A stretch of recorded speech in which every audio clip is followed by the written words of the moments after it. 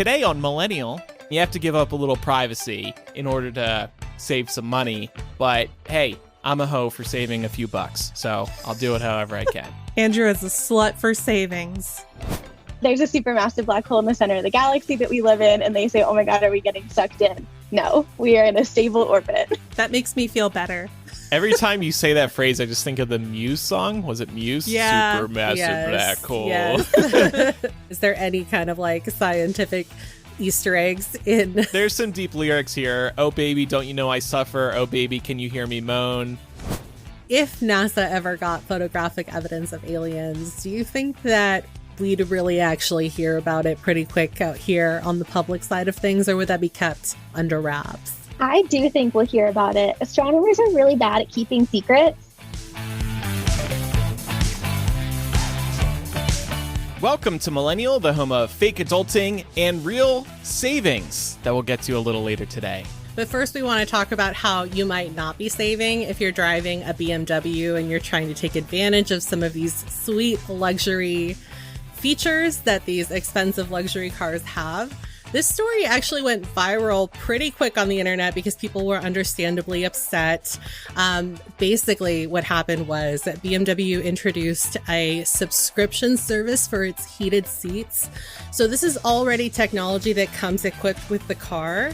But because cars now run on software, they've actually placed a blocker on the software that will heat your seats unless you fork up some extra cash. So this is going to set you back $18 a month if you want to pay monthly, but you can also subscribe for the year at $180, or you can subscribe for 3 years at $300, or you can pay for what they're dubbing unlimited access for $415.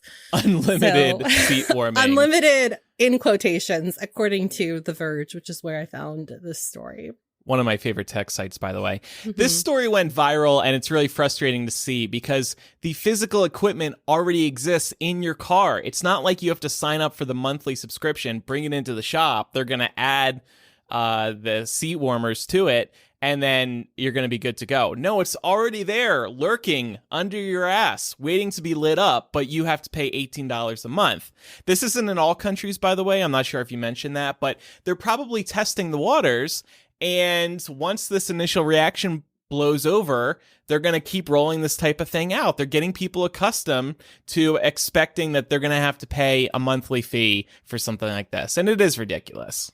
They're looking at the Netflix model. Right. You could pay unlimited, well, not unlimited, but they have what? It's higher if you want Ultra HD, right? Yes, 4K, which I pay for. That only works well if you have a good TV, right? Yeah, well, I feel like I have to do that because I have the 4K TV. I would like, why do I have this 4K TV if I'm not getting 4K Netflix and Disney Plus, etc.? Laura, have you updated to 4K Netflix or not? No. That's fair. And is your viewing experience any worse? No, we also have a 4K TV, and I've honestly not noticed a difference, but I don't know. It is hard to tell. I'm not looking that closely. And the next big movement is 8K, but it's going to be hard to convince people that they really need that because it is hard to tell the difference between 4K and 1080p. BMW is also going to be charging monthly for heated steering wheels, the ability to record footage from your car's cameras, and the Iconic Sounds Sport package, which lets you play engine sounds in your car for a one-time fee of $117. So you just sound like you're in a sports car for $117. It's so stupid. Yeah. The only one here that I think would be okay, I could like maybe see them justifying it, is this option to record footage from your car's cameras, only if they're paying for your cloud storage, though. I agree with that. You know, because then you're paying essentially for the storage feature, right? Yeah. I just love the visual of grown-ass adults needing to pay a monthly subscription fee so that they can sit in their car and go vroom, vroom. Like, yeah, like that's pretty embarrassing. Unfortunately, this is the next big movement. We were talking about subscriptions a couple of weeks ago. Every company is looking for a way to make more and more money out of every customer. And car companies, in the case of car companies, you buy a car once and that's it. Now they want you to buy that car and then continue sending them money. And they're going to do that through subscriptions for seat warmers and maybe other features that we haven't seen yet. Like, how long until we have to pay extra for CarPlay or other types of features that people really want? I'm just going to keep, making my Toyota work for me. It's Same. It's been a good, reliable car. Also, they're very easy to fix. Yeah, that's the plus. John just reminded us in the Discord that BMW actually did try to charge for CarPlay, and it didn't catch on. So they decided they will no longer charge you to use Apple CarPlay. It's not even a BMW product. Oh my gosh. That also just seems like a good safety feature to make sure is accessible to anybody, right? Yeah, because it's easier to take calls, send texts. Resisting the urge to touch your phone and do something stupid. Yeah. Well, and so many states have hands-free laws now that it makes complete sense to just include that as part of the basic package.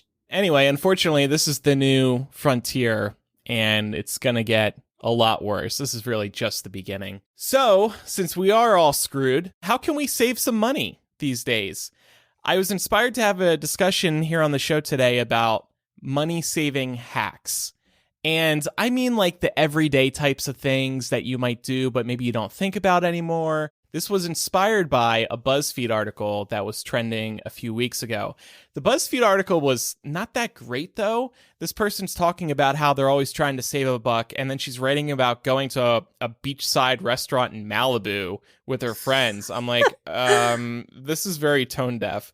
So I thought instead of looking at their list, let's just make a list of our own. And we also asked our listeners for their money-saving hacks, and we got some really great stuff. And I'm going to bounce off of some of the ideas that listeners brought to the table today. But I just want to start by sharing each of our own. I'll start with one I probably mentioned a few months ago, and I think this was a recommendation, but I use this all the time.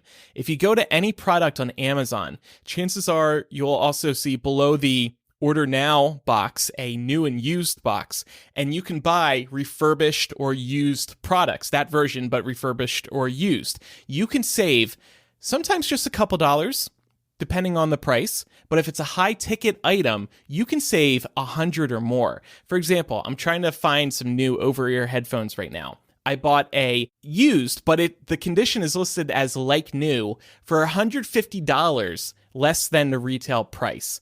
And a lot of the time, even the condition will say, oh, the box might be a little damaged when it arrives. This stuff arrives, the box isn't damaged. It looks great. It looks like it's brand new, but you're saving a lot of money. And these refurbished or open box items are just returns that they need to sell, but they can't sell them as, brand new. So you can really save a lot of money this way.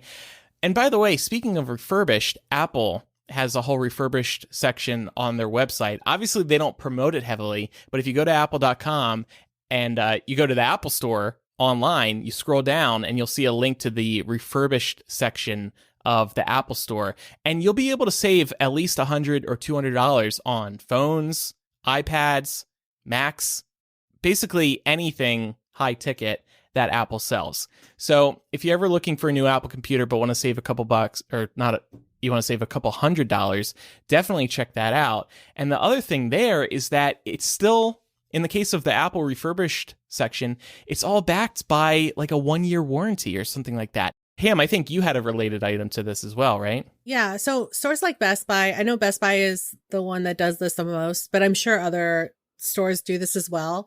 They often have discounted open box sections.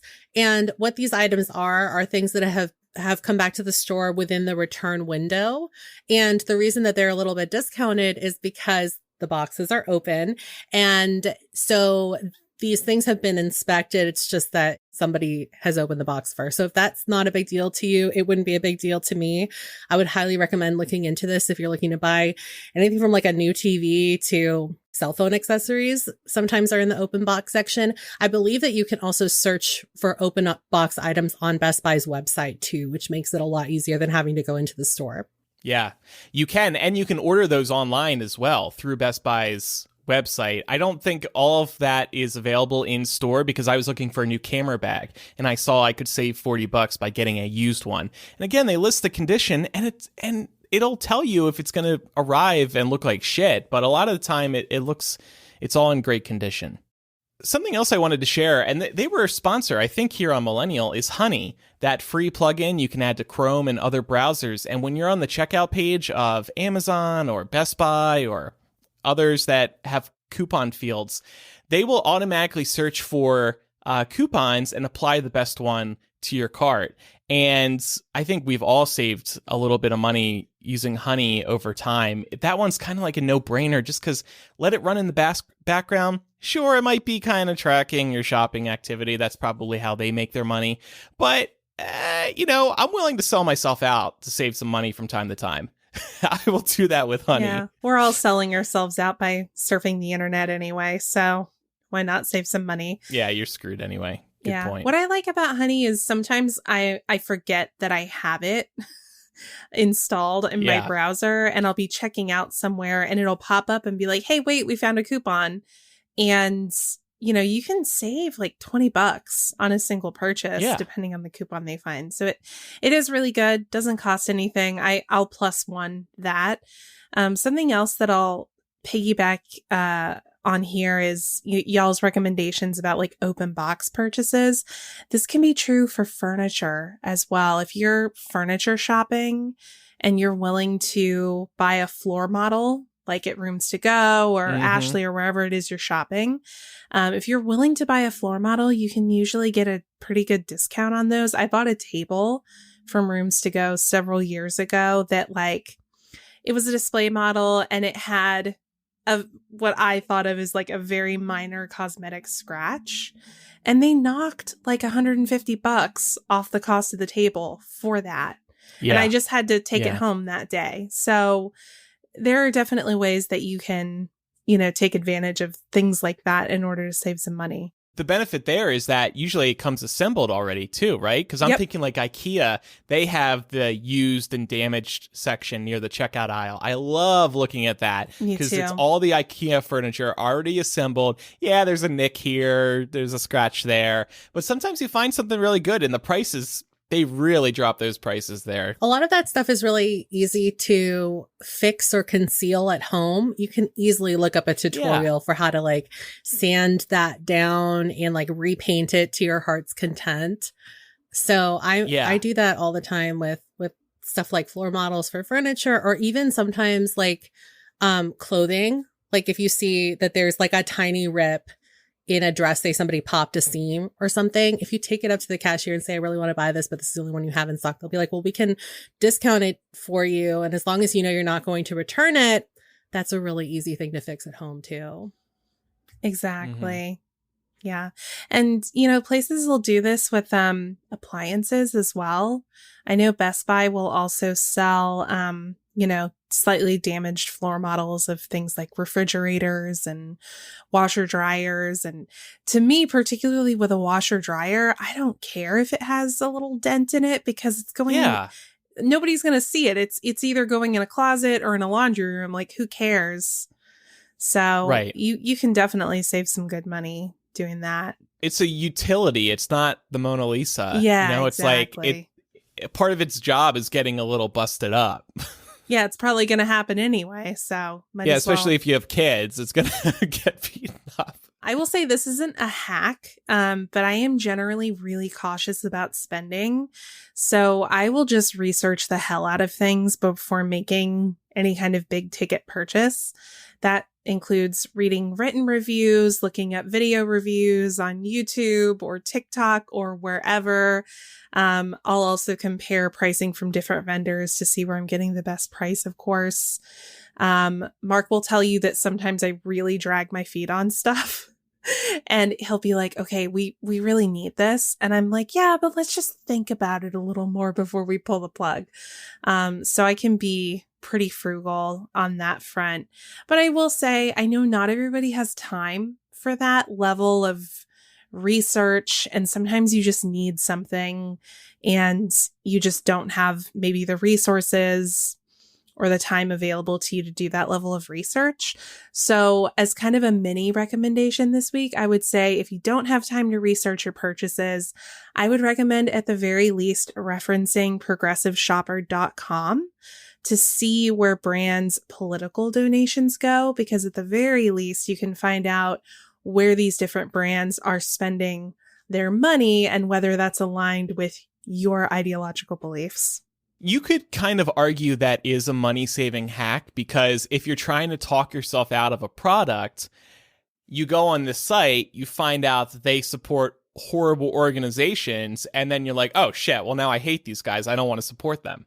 I'll call that a money-saving hack. I'll accept it. And I say that with the caveat that, like, again, I know I've said this till I'm blue in the face.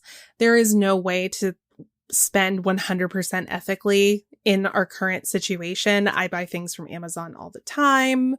I think we all do. So you have to be easy on yourself, but I think this can at least be a way to try and, shop ethically at least some of the time. I think if everybody contributes something small, it can make a big difference.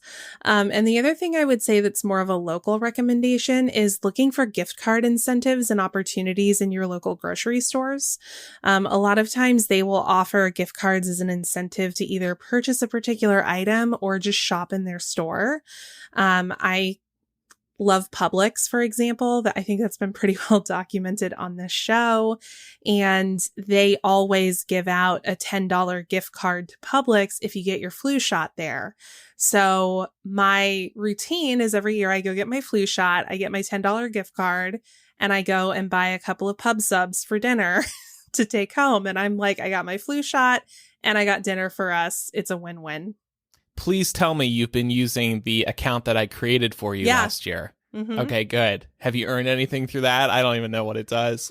Honestly, I haven't really checked it, to be honest with you. I think after you rack up a certain number of points, you maybe get a gift card or a discount or something. Okay. Did you ever change the password? Oh, no, here, I can log into it. Yeah, no, I never changed the password. Uh-oh, I'm about to expose Laura. It's going to be fine. like zero activity. I go to Publix like multiple times a month. Yeah. So. Yeah. Oh, no, I know. I just mean like, you haven't used my account. I'd be so sad. Speaking of grocery shopping or shopping for really anything at a store in general, I know this seems really intuitive, but I wanted to also recommend buying store brands. So like, for example, Costco's Kirkland Signature line instead of the name brand. And the reason that I wanted to point this out is that like there have been quite a few times where, I'll pull out a generic brand and I'll have like a friend or like a family member over being like, oh, I've never heard of this brand before. So I don't know if people just people like to pretend like they don't shop generic to save a couple bucks, or if like the people I know are just spending in excess for no reason whatsoever. But most of the time it's the same ingredients. It's the same. Sometimes it's even the same company that's making the generic brand for these stores. Yeah. So definitely do that if you're not. Don't just like grab blindly. I know it's really easy to do that because you want to get in and you want to get out, but it's just spending like a little bit more time looking at the price difference. And also sometimes like the actual amount of product that's in the bottle or in the package to see like what is actually more worth it. Yeah. Is a really easy way to save some money in the long run. Same is true of like over-the-counter medications. You can get generic brands for your allergy meds, your cold meds, all of those things.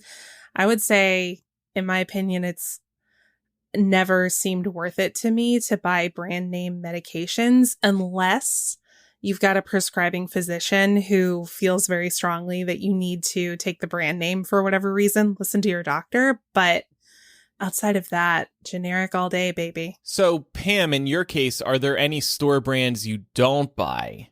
Is there anything like I need Tide Pods?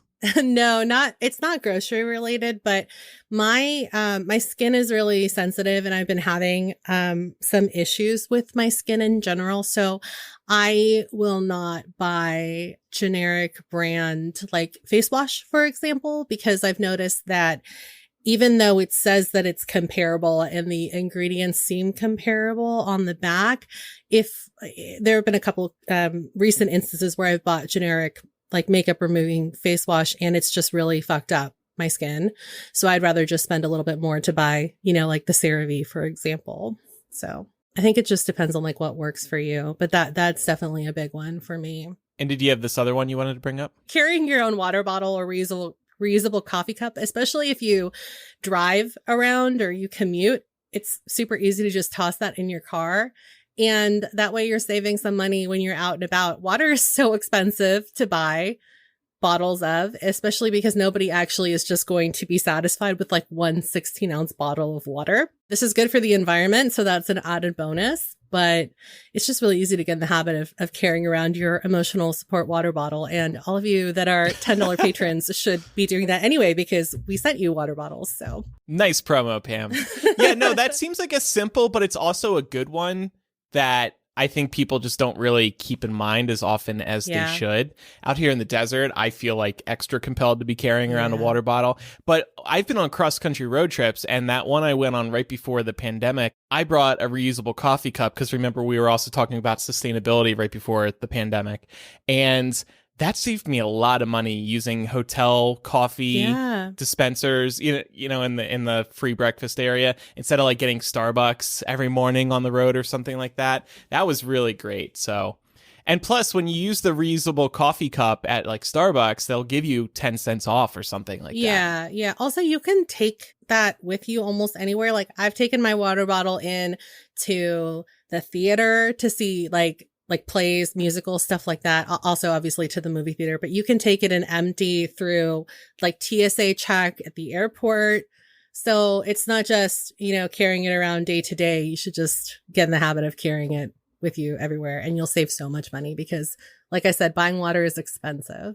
It only recently dawned on me that you can bring an empty water bottle through TSA. For some reason, that just never registered with me because they don't allow water bottles with water in them. And it just, I don't know, I never thought of it.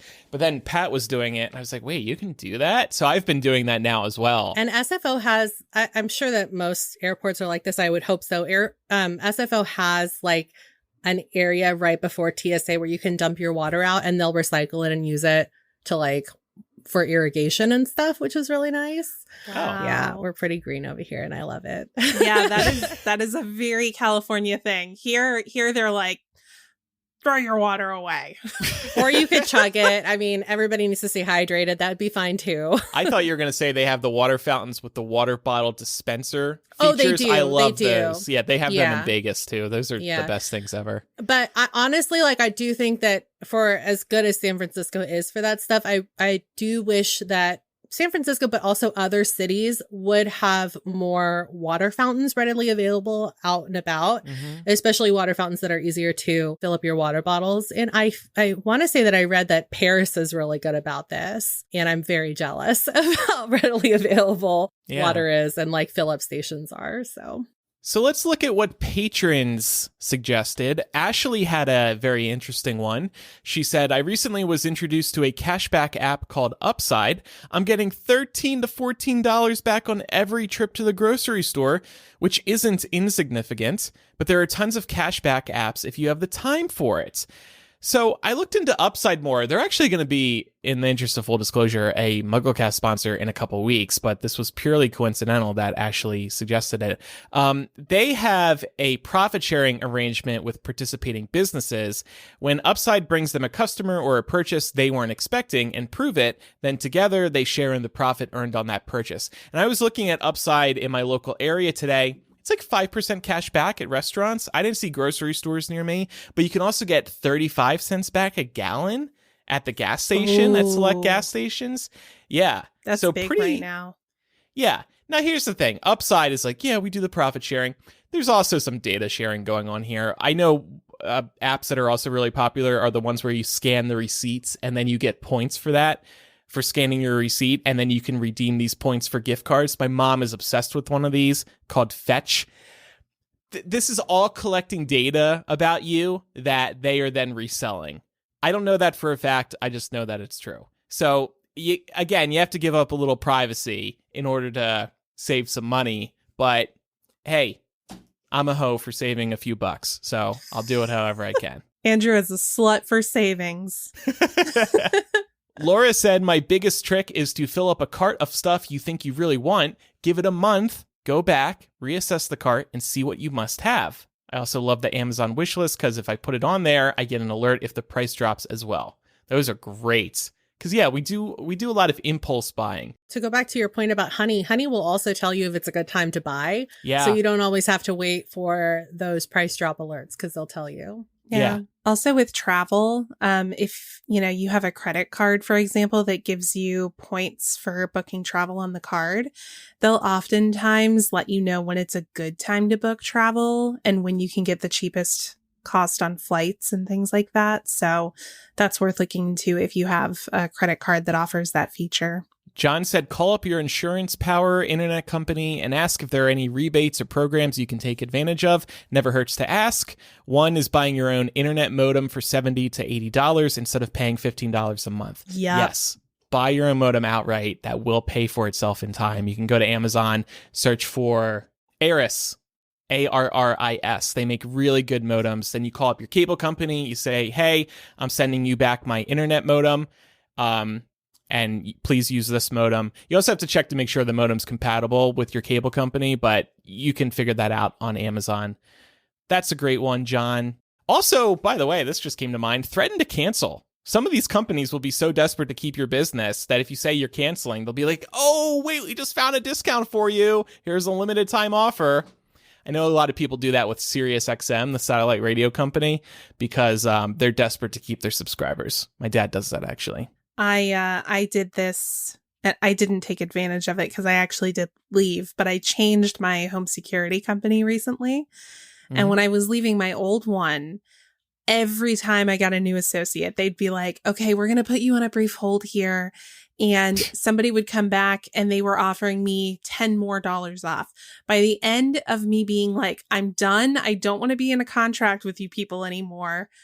Leave me alone. They were offering me like $30 off my monthly cost. So had I liked their service enough that I wanted to stick with it, I could have gotten $30 off my monthly bill, which would have been good. Yeah. Louise said, I had to be reminded of this by my partner. Don't forget price match is a thing with many companies. At Costco, we purchased something and a couple weeks later, the item went on sale. We went back on another shopping trip and had them refund us the difference between the price we bought it at and the new sales price. You could be getting a significant amount of money if you bought something big. It's a good tip. Samantha said, cut your own hair and shave your own pussy. Paying to remove hair seems like a big waste of money to me. I appreciate that, Samantha, getting straight to the point. I'm telling you, I think I talked about this previously. Get a ball trimmer. They are good because typically for men. Yes. You're saying I'm ball. saying okay. that if something is good enough, if men created something that they're comfortable enough using on their fucking balls, then it's good for anywhere else. I have one. It's great. Highly recommend.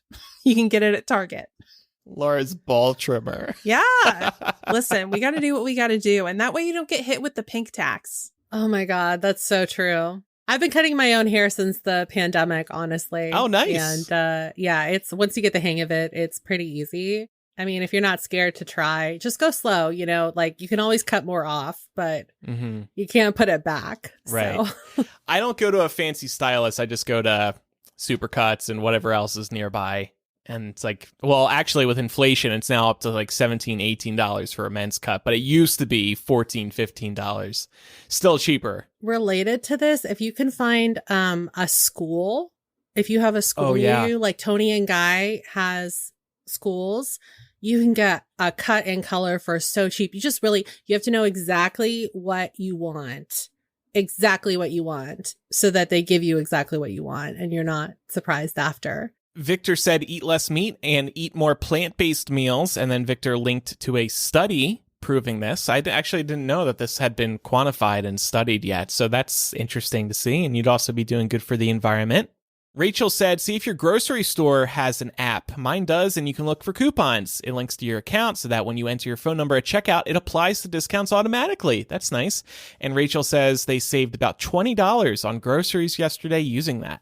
Kristen says, I think this is well known, but just in case, use the Gas Buddy app to find the gas station with the lowest prices near you. I rarely get gas without checking the Gas Buddy app first. That's a good one. I'll also add that I think Google Maps has support for current gas prices as well if you don't want to download another app. And if you are a Costco member, you can see the current prices at your local Costco.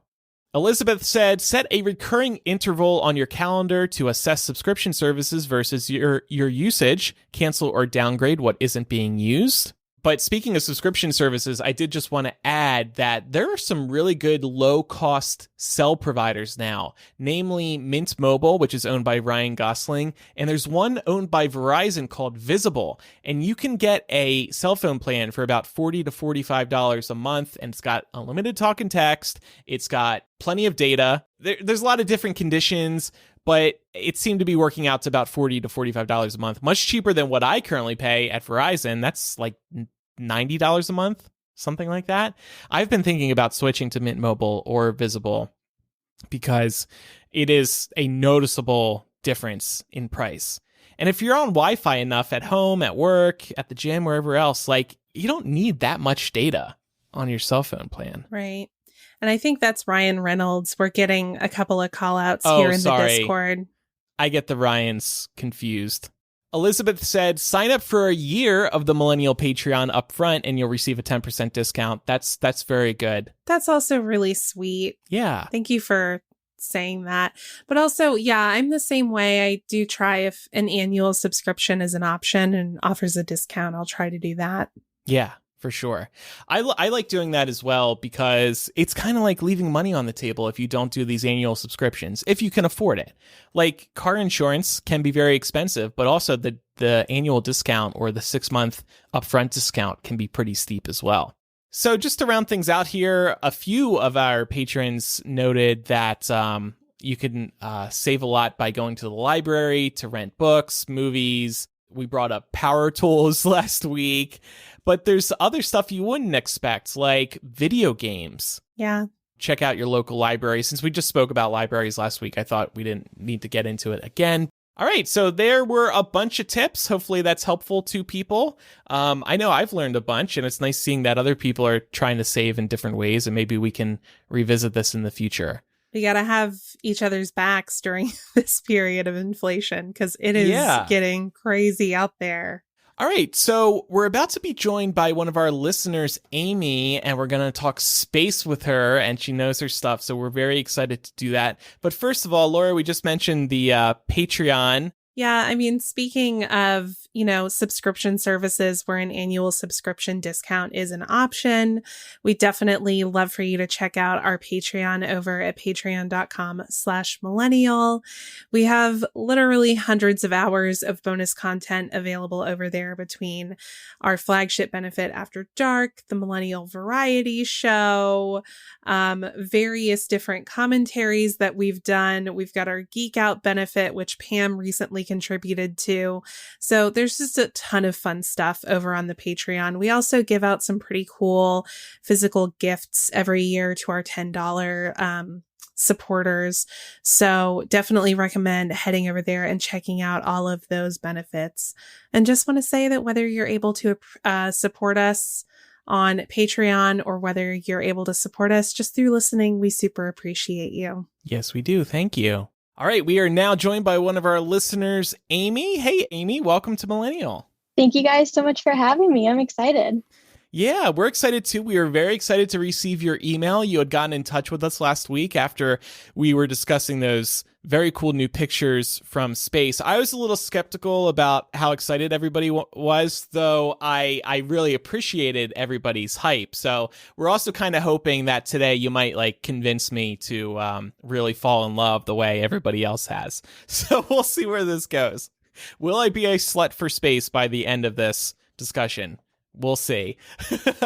But can you tell us a little bit about yourself? What are your credentials? Because you do come with some serious credentials. So I'm currently in a PhD program. I'm a PhD candidate in astrophysics at CU Boulder. I've always really loved math. And then when I got into high school physics class, I thought it was a really cool way to apply all of this math that I had learned my whole life.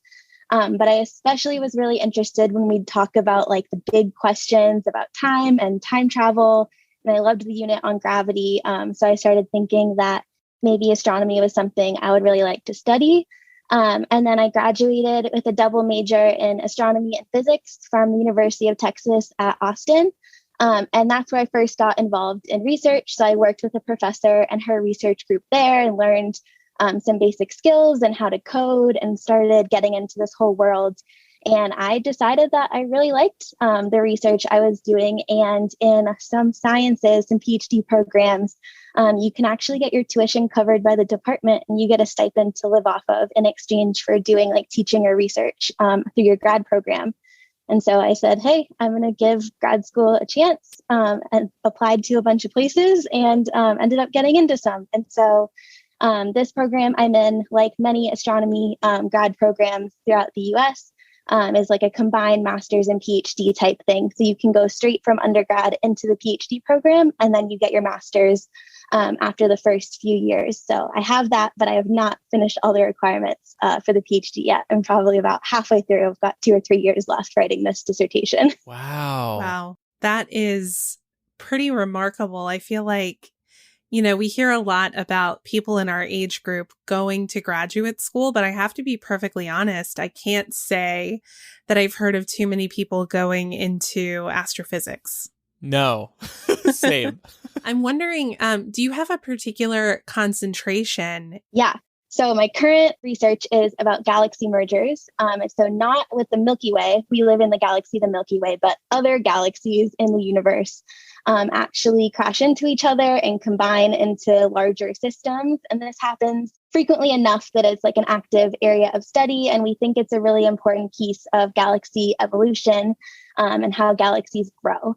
And so my thesis is all about studying these mergers to both figure out how we can identify them better and more accurately and faster in all of these images that we have, especially as we get more and more data from these big telescopes. And then also what the effects of galaxies crashing into each other have on those galaxies forming stars, or maybe even feeding the supermassive black holes at the center of those galaxies. Whoa. I'm starting to think I need to be a little high for this discussion, actually. Talking about space high, it's always a good time. Always recommended. What would you say are some of the most common misconceptions about your field of work? In terms of like the people doing science, I think people, when they hear astrophysics, think of like these old white men who are just working on projects like on their chalkboard, doing all this math by themselves.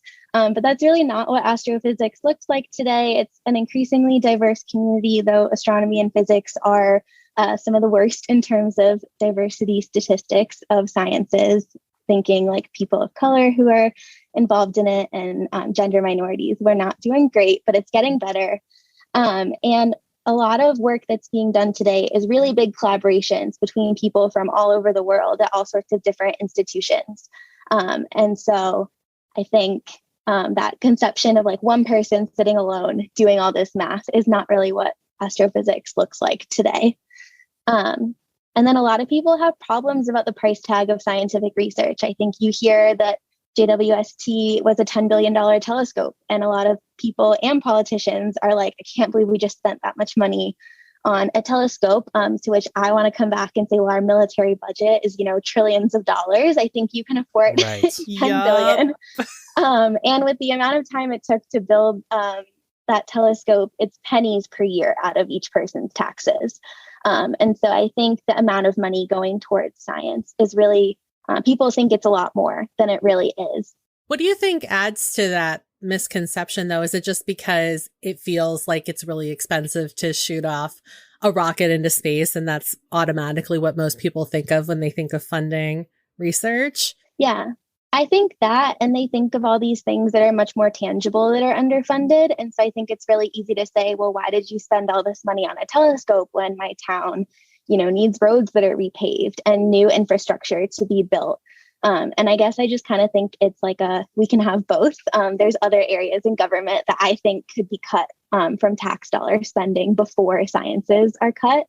But I think it is easy just to look at something so out there like that and say, well, why are we spending money on that? And I think it's really hard to conceptualize big numbers, especially if you don't sit there hearing big numbers all day. And so when people hear $10 billion, they're just like, that is a huge amount of money. But I think it's hard to conceptualize how much money the government spends every year. Yeah. And then lastly, on the science side of misconceptions, a lot of people think that black holes suck everything in around them and kind of act like vacuum cleaners in space. But that's actually not true. They just act with gravity the same way we are attached to Earth with gravity, and the Earth rotates around or orbits around the sun from gravity. If the sun turned into a black hole, but in the same place with the same mass, the Earth would just keep orbiting around it in the stable orbit it has now. It would not get sucked in. It's just that black holes are so small in area because essentially it's a bunch of mass being put onto a point source, essentially. So there's no volume to a black hole, we like to say, that their gravity acts really strongly because you can get really, really close. That's interesting. I didn't know that, genuinely. I've been living with the misconception that a black hole just sucks everything, in within a certain radius. And so that's... I feel like that's on pop culture because I would be under that misconception too. Yeah, so once you cross a certain point of the radius close to it, then you're not coming out. But you can absolutely rotate and orbit stably around a black hole. Then you're not coming out. Yeah, there's a supermassive black hole in the center of the galaxy that we live in, and they say, oh my God, are we getting sucked in? No, we are in a stable orbit.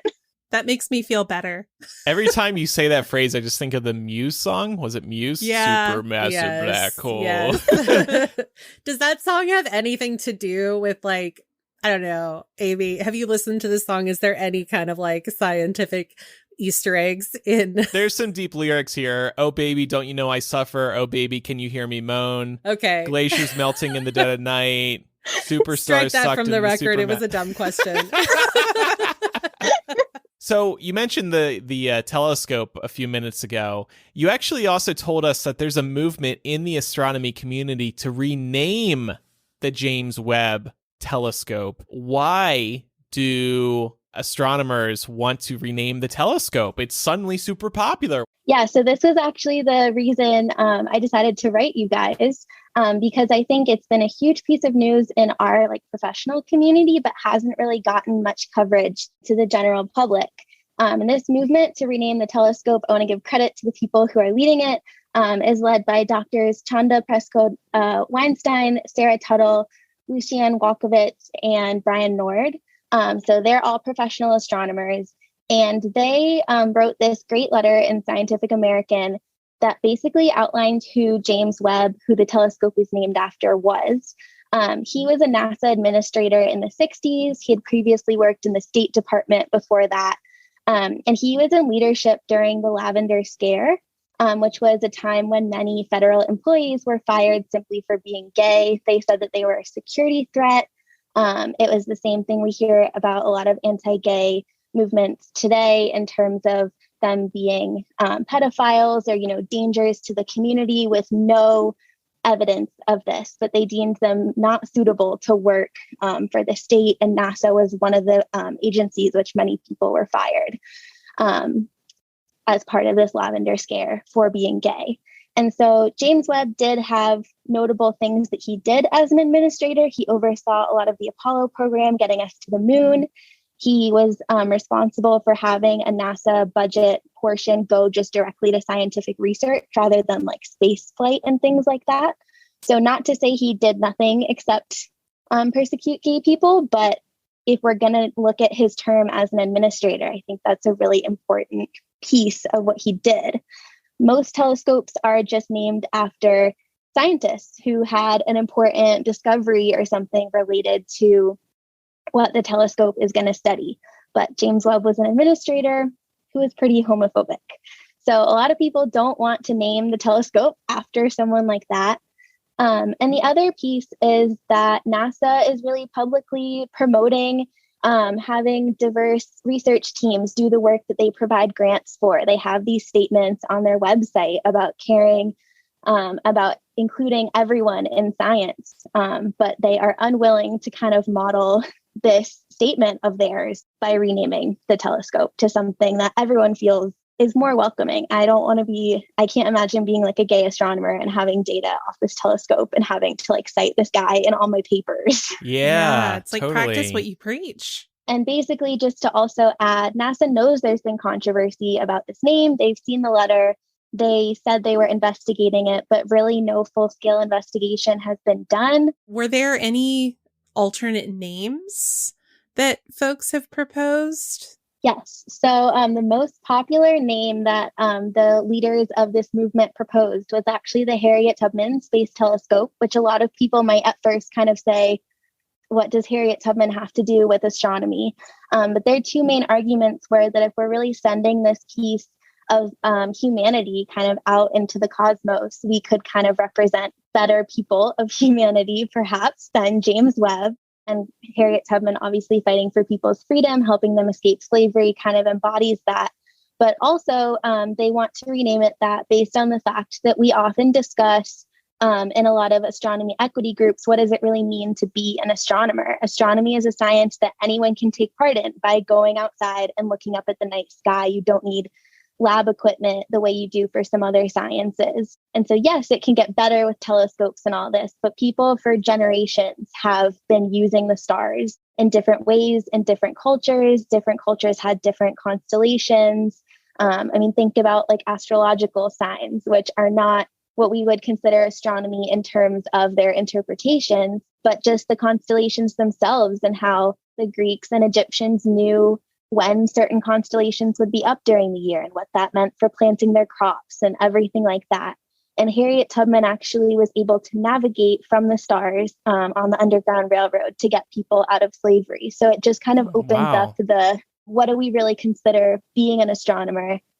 In addition to sending a much better message and maybe a different person than a white guy in the 60s who was really homophobic. Yeah. Wow. So some people have been just calling it that themselves. And the other thing we've really been pushing is we can just use the acronym JWST. We don't need to spell out James Webb's name every single time we mention this. So that's something that we've all been really trying to do. And professional astronomers are quite active on Twitter. And a lot of people are simply calling it Jelescope, Wellescope, Space Telescope now. That's fun. Incredible. Because if we have to use those initials, we're going to make a bunch of jokes out of it and not refer to James Webb. So you'll also see that one That's amazing. Used quite a bit in people's online discussions about the new data. So speaking of these new pictures, and I'm hoping this will start getting Andrew excited about space here, can you help us understand what exactly we're seeing in these photos? Yes. First, just to make sure everyone kind of is on the same page about some words that we might be using. I think a lot of people think galaxies and universe and all this are kind of interchangeable.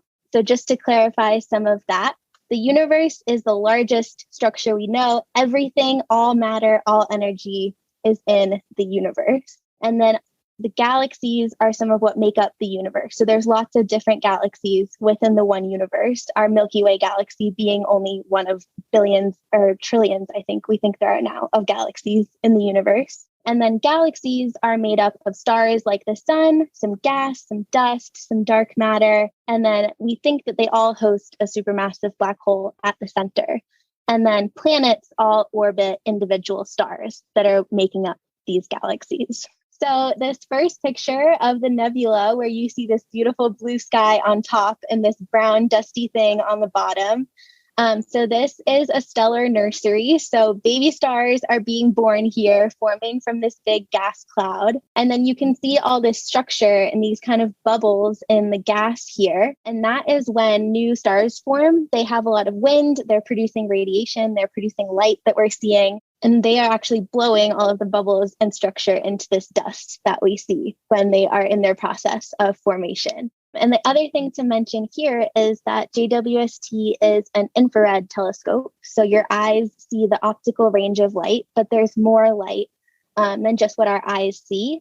And so if you could see light that's even redder than red, you would be seeing what the James Webb Space Telescope, JWST. Jelescope, Wellescope.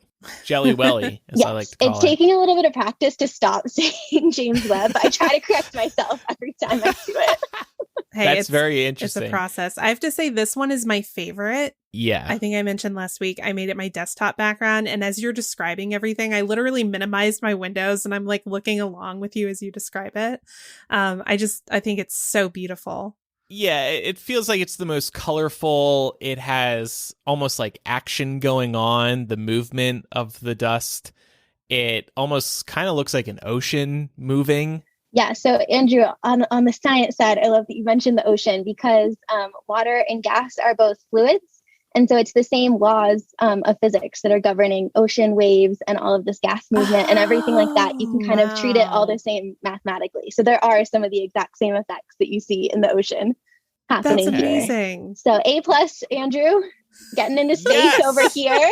Yes. We're convincing Andrew to be interested. And I'll also mention with this gas and dust cloud we see here, infrared light can teach us a lot of information about dust that optical light that your eyes see cannot. And so we're getting into new depths of this cloud that we've never been able to see before. So that's really exciting. I want to make sure that we get to the other images. So can you tell us about the quintet? So the quintet of galaxies are a bunch of galaxies and they look like they're all right next to each other, but actually one of these galaxies is way further away than the other one. But just because they're kind of all lined up along one line of sight out into the universe, they appear to us as if they're all right next to each other. But the coolest part of this image is that some of the galaxies are interacting with each other and merging. So I think as someone who researches galaxy mergers, this one might be my favorite image. Because the top galaxy, you can see that big like tidal tail coming off of it, that faint streak coming off. And that's like a huge indicator of galaxy mergers when we see something like that. And then kind of the middle right one, you can actually see two really bright spots. And so that's the nuclei of those galaxies. So like the supermassive black holes live somewhere in there. And they are in the process of coalescing into one bigger supermassive black hole and bigger galaxy. And then the other thing to really notice in this one is you can almost see like a shock wave coming out of that, where you see that big bright ring of like stars and gas and dust. And so that's where it's forming new stars, probably due to this merger. It would kind of be like the first thing I would look at in this image. And again, you can just see so much detail in the dust lanes of these galaxies that we could just never see before. The dust lanes, you said? So and all these like glowing red things, these like red wispy things. Yeah. So those are actually lanes of dust, I believe. Okay. I just wanted to make sure I heard the right word. Yes. Yeah. Like big strips of dust, essentially, that would look black if we looked at this in the optical because they're blocking the light, but they glow in infrared. Basically, all I have to say about all this is, whoa. Like, and I mean that in a good way. Yeah. I don't know what else to add other than, whoa. You mean that in your most stoner space way. Whoa. Andrew, you got to take some Delta 8 and just sit down. You got to project these like onto a wall or something. Whoa, man. Just stare at them. Mm-hmm. What about the remaining ones here? Yeah, so the Southern Ring Nebula, this is the death of a star, and this is actually what the sun is going to do one day. So this is a planetary nebula, but don't worry, the sun will not be exploding on you while you're alive. It's about 4.5 billion years away. Okay. But basically, yeah, this star used up all of its hydrogen, and that's its fuel. And so once it was through with all that, it began its process of dying and shed all of its outer layers off in a big explosion. And so that's what we're seeing here. That ring is the outer layers of the star. And I think the cool things here, again, just the detail we can see in gas and dust can really help our models for what processes are going on to make this happen. We can see a bunch of structure that we could just never see before. And the coolest thing I think on this one is in the right image on the NASA website, you can actually see there's two stars in the middle. So it's actually a binary star system where one of them has died and one of them has not, but these two stars are orbiting around each other. And you can actually tell that it's two distinct stars in here, which is just really cool. That's awesome. This exoplanet atmosphere is probably the least exciting when you first look at it, but I'm hoping that Andrew will think this is the most exciting because this might be how we find aliens. Oh. Yeah, I see charts here that mention water. Yes. So what we're seeing here is on the x-axis, it says wavelength of light. And so you can kind of think of wavelength like a color. Your eye perceives different wavelengths of light as different colors, the infrared. So if you could see a bunch more colors past red, you might be able to see some different colors here. And then on the y-axis, we see amount of light blocked. And so basically what's happening is that different atoms and molecules absorb different wavelengths of light. And we know, because we can measure them in the lab on Earth, which wavelengths different atoms and molecules absorb. And so then when we stare at an atmosphere with the spectrograph on the telescope, which is the instrument that can make these type of images, we can actually see, okay, what wavelengths are blocked, and we can match that up to what wavelengths we know those atoms or molecules block. And that's how we can tell what atoms and molecules are making up the atmosphere on these other planets. And so something that we'll be looking for with JWST, not me personally, I don't do planets, but a lot of my colleagues, are signs of atoms and molecules, I guess molecules specifically, that life produces. So maybe something breathing a lot, or some process that we don't know how that would be created naturally on Earth. Not to say it couldn't be created naturally somewhere else, but that might be something that would kind of signal to us, maybe there's something going on this other planet. So here we see kind of the imprint of water on this spectrum, but they'll be looking for a bunch of other molecules in other planets' atmospheres. Other signs of life. Yeah. So both just to learn about what our atmosphere is on other planets. Is Earth weird? Is Earth standard? Type of things like that. Earth's weird. I can confirm that for sure. We're weird and different and dumb. Like George Carlin said. This one says a hot gas giant, so it's more similar to a Jupiter type planet.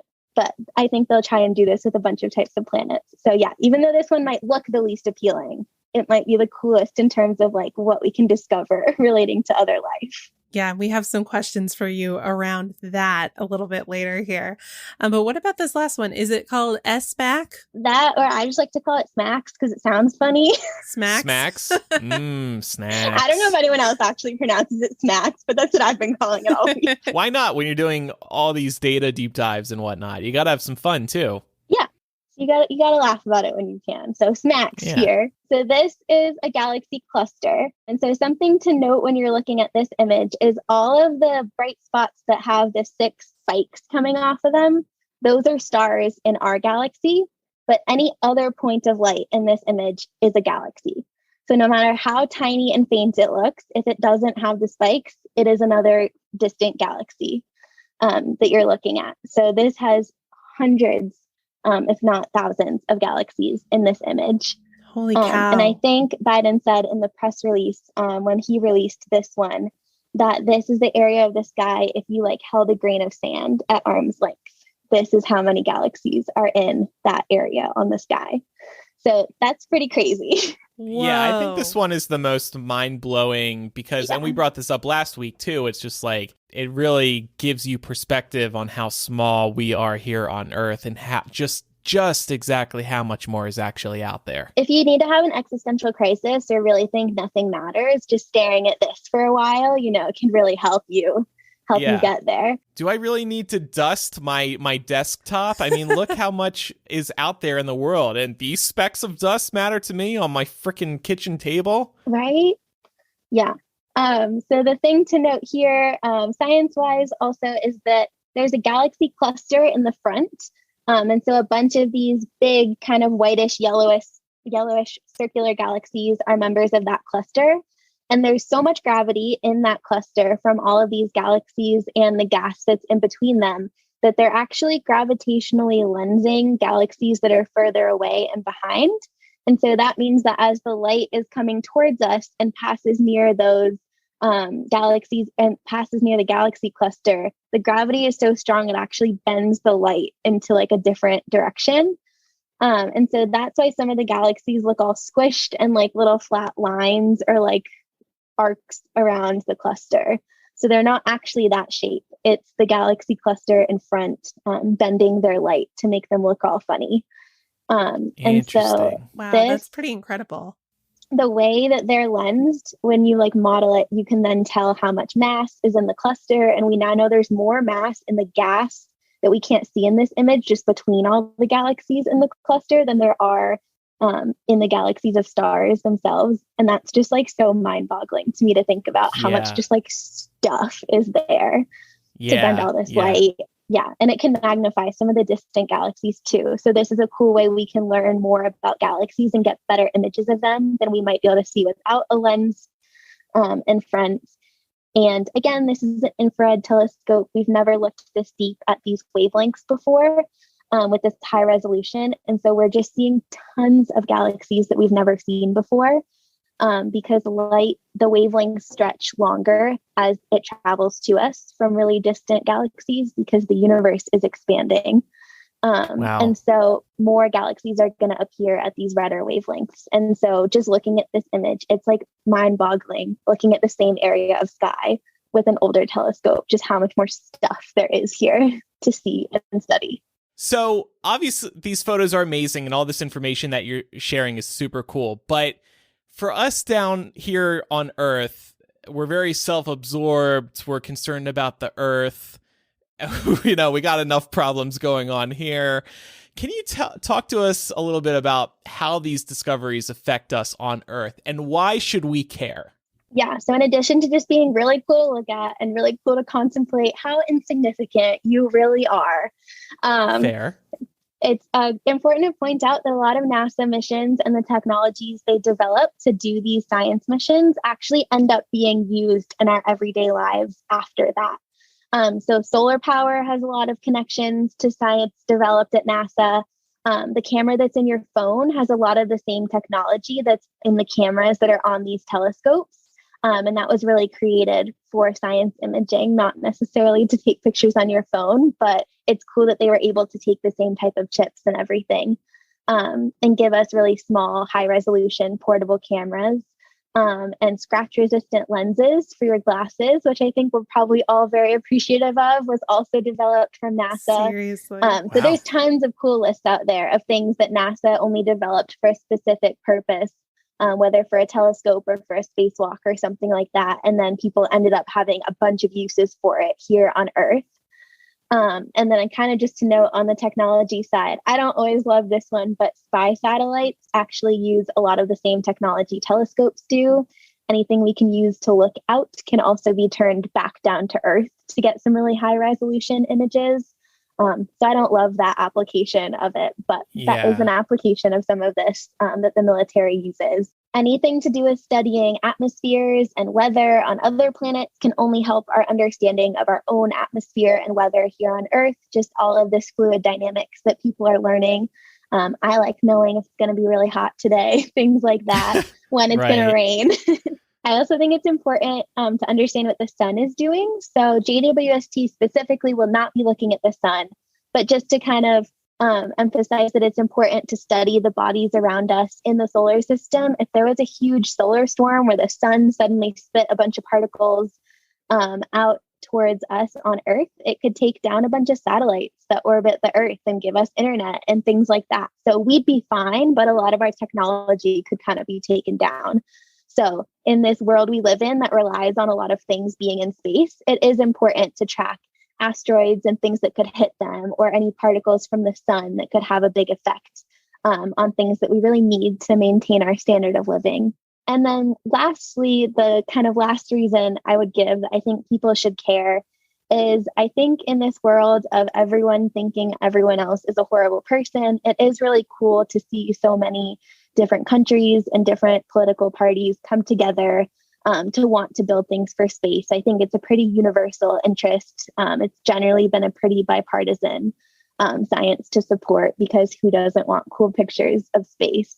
And so I do think there's like a feel good message that there's so many different countries who built different parts of the telescope and had different roles in launching it and designing it and things like that. When you think about like how divided the world is for a ton of different reasons, it's nice to see everybody get behind one thing. Yeah, I know Biden really wanted to make it like NASA and America did this, but there were multiple other countries and space agencies that had a role in this. So it is cool to see everyone around the world getting excited about it. Yeah. And of course, America wanting to take credit for everything. Yeah, when he said that, we were like, this is not a NASA, like it's primarily NASA, but you know, the European Space Agency did a bunch of it. Backtracking a little bit to aliens, if NASA ever got photographic evidence of aliens, do you think that we'd really actually hear about it pretty quick out here on the public side of things, or would that be kept, under wraps? I do think we'll hear about it. Astronomers are really bad at keeping secrets. I know a few weeks ago, when the first picture of the black hole at the center of our galaxy was released, like half of the professional astronomers I knew had said they had seen it like way in advance of the press release when it was supposed to be like kept under wraps. Because I think people are just so excited about these new discoveries. They're just like, look at this new thing we found. And yeah, pretty much every time there's like a big press release in astronomy, a lot of us in the community are like already know what they're going to say. So we're not very good at keeping secrets. There's also a few places other than NASA that are looking for aliens in a very scientific way. One of them being SETI, which stands for Search for Extraterrestrial Intelligence. And so that's a great website to go look on if you want more information about all the ways we are actually looking for aliens. We're probably going to see something in a spectrum before we get a picture of aliens. If you just think about how hard it is to get a picture of something far away on your phone, or even like details of a surface of another planet, you know, we have to send things out there in our solar system. So we're probably not at the point anytime soon where we can really take pictures of other planets. But I do think there will be data that we can get that can kind of prove or make it, you know, aliens being a strong possibility that we're seeing something like that. So probably something more like the spectrum we looked at earlier is going to be the first type of thing where people say there's a possibility of aliens. And just to put it out there, there are some professional astronomers who want to make a bunch of money telling you that aliens have visited the solar system. Avi Loeb being one of them. So he said this rock that we think was like an interstellar rock that came and passed through our solar system a little while ago, he was saying was sent by aliens. There's kind of no evidence for that, but you will every now and then see something thrown around that says, or maybe it's aliens, but we kind of try to do our best to rule out every other possibility of things we know exist or know could be happening before we tell the public that it's aliens. You are our official space correspondent. So anytime we have space questions, we're going to be following up with you. Bet. And you explain things so like it's really easy to understand when you talk about these really huge concepts that are so complicated. So thank you guys. We really appreciate that. I just think it's important to make science like this not seem like you have to be, you know, the world's next Einstein to be able to do it. To bring us home here, I know you mentioned that the discovery of aliens is not something that you think is going to happen anytime soon, but I'm curious if you have an idea of, you know, when you think it could be, like within our lifetimes, or is it going to be after our lifetimes? Yeah, so I'll go with in our lifetimes just for fun. Okay. I don't know how definite it'll be, but I definitely think with the spectra that'll come in over the next 10 or 15 years with this telescope, that we're definitely going to get some, you know, this really could be life type of spectra. So I don't know about confirmed, but I will put my money on there being some molecules that we detect that people are pretty baffled how they formed there. Well, Amy, thank you so much for your time today. You've been so thorough. And like Pam said, you were really able to make this whole conversation accessible for us and our listeners. We're so glad that you got in touch with us because this has been a great conversation. And the next time there's big space news, or dare I say, if there's like potential alien news, we might call you up. That sounds great. No, this was really fun. Good. Yeah. Thank you so much, Amy. And you convinced me. I'm definitely a lot more intrigued than I was prior to this interview. So thank you, especially sharing all the ways, you know, we should care about, why we should care about all of this. So thank you very much. And thank you for your time too. Yeah. No, glad I could convince you of that. And this is cool. I think I've been listening to you guys for like over half my life. So this is really cool. Well, thank you for sticking with us all this time. Yeah. We appreciate it. And thank again, you thank so you much for writing in. Yeah. Can I make a recommendation before I hop off? Oh yeah. Yes, course. Please. Yeah, let's hear your rec. So my recommendation this week is the book Disordered Cosmos by Chanda Prescott-Weinstein. She was one of the astronomers I mentioned above who led the charge to rename JWST. I think she is the first Black theoretical cosmology professor, or maybe the first woman who's a Black theoretical cosmology professor in the US.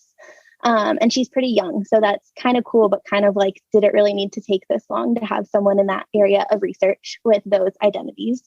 But she wrote an amazing book a year or two ago that goes through both the science that she does, and she does a great job of breaking down like all this particle physics she works with and like the whole history of the universe, but also talks about her experience being a Black agender woman in astronomy and in this like white male dominated field and kind of what that was like for her, and talks a lot about the language that we use describing things like dark matter or dark energy from the lens of like gender studies and all of that. So it's a really great book. Yes, she's also Jewish, as Chloe is mentioning. So she is just a super cool, very non-traditional astrophysicist in the sense that you might think of, but is someone who's contributing to our field in so many great ways, both with her research and with her social science that she brings to it. And so if you have a chance to read that book, I think it was a really great science, like public science book that came out recently.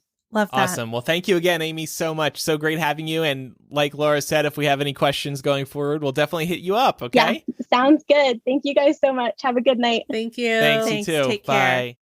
So to wrap up the show today, we wanted to just very briefly talk about some updates from the January 6th committee, as well as plug something that we'll be doing this Thursday for the primetime hearing that's coming.